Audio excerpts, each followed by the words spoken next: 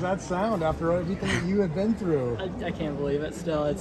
Coming down that straight, it's what I dreamed of, but the last 100, I was still so afraid I was going to lose it, and it just did not feel real, but...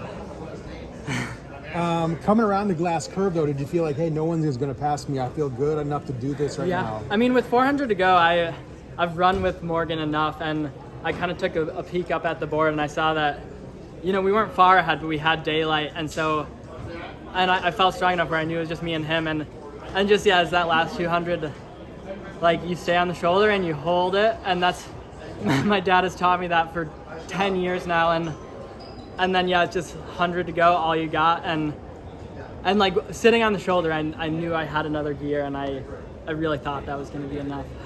To be the first Wisconsin guy since Solinski to win the 5,000?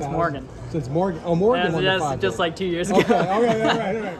But we've got a tradition. Morgan and Solinski, but to be there with those guys, what does that mean to you? You probably worn his jersey more than anybody has, right? Oh, it means so much. And I saw Solinski on my victory lap, and we in the locker room, there's a wall with a picture of all the NCAA champions.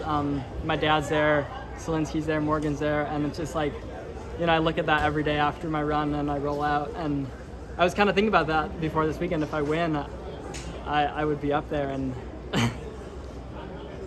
it happened. It just does not feel real, but as soon as you kind of got over it, you saw your mom taking pictures away the side of it. What did that moment mean to go over and give her a hug? It meant so much. I mean, this is why she gets the media pass, so she can be the first one to give me a hug. It was worth it. But she got some good shots too. She was probably too nervous. Yeah. But you were just pretty disappointed last year, right?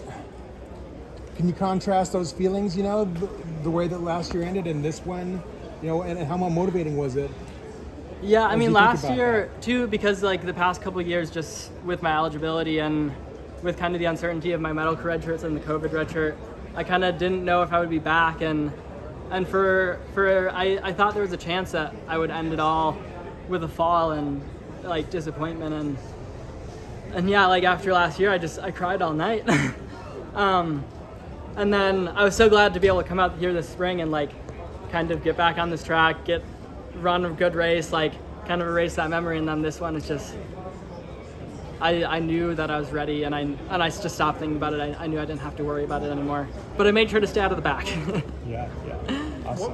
What was the biggest thing you had to overcome during your college career to get here? Yeah, I mean, I think it was, I came out of high school with huge goals, and then I really, for a while, thought that those would never happen, just with my injuries, and I was getting to the end of my career, and then COVID, and I just thought I would never get the chance, and just to start to believe again, because there was a while where I didn't win a race for a long time, and so to kind of get that confidence that I could win races again, and all last spring, I think I was second, maybe 5 races in a row, and so to get the confidence to win races, and this spring I started winning again, and now I have the confidence to win, and I think to get that back was the hardest thing. To be the kid who grew up in Madison, whose father was a legend at Wisconsin. This moment must just be absolutely mind blowing for you, right? Yeah, I mean, Madison's my hometown. I've wanted to be a Badger ever since, I learned that my dad was, which is as early as I can remember, and I mean, to spend as long as I did at Wisconsin, and I mean, this is the last race, repping Wisconsin. It just means the world to me. When you decided to come back for your 7th year this year, did you think that this is how it could end? Was this a realistic goal for you? It was a goal, but yeah, I don't know if it was realistic, honestly. It's because even at the start of this last year, it was still, I needed to get the confidence to win race and put myself in it. And I even feel like I struggled with that indoors. I closed really well, but I didn't put myself there with the last lap to win, and so yeah, I don't think I believed until kind of the end of this outdoor season, and then I think after indoors I said I think I can do this, and then I think it became real this spring, and then it was, it was the focus. And have you done anything to stay healthy, or to any changes this year that's allowed you to just keep consistent? Yeah, I mean, I think the difference is I've been healthy for 2.5 years straight now, and that's the difference. I think to do that, I think it's just experience. It's like it's no one thing, but it's like this indoor season, for example. I feel like for a lot of springs in a row, like around March, April, I kind of had a knee issue pop up, and this February I had the knee thing pop up. But this time, thanks to my girlfriend, I talked to her. She's like, I had to miss a race, but she was like, Olin, just take 4 days off. You're gonna be fine. Took 4 days off. I was fine.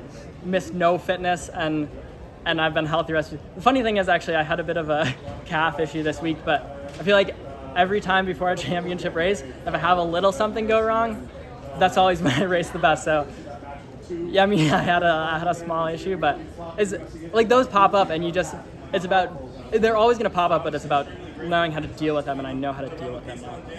What's your plans now that you're leaving Wisconsin, or you leaving the university at least? Yeah, I'm gonna keep running. I'm gonna run professionally.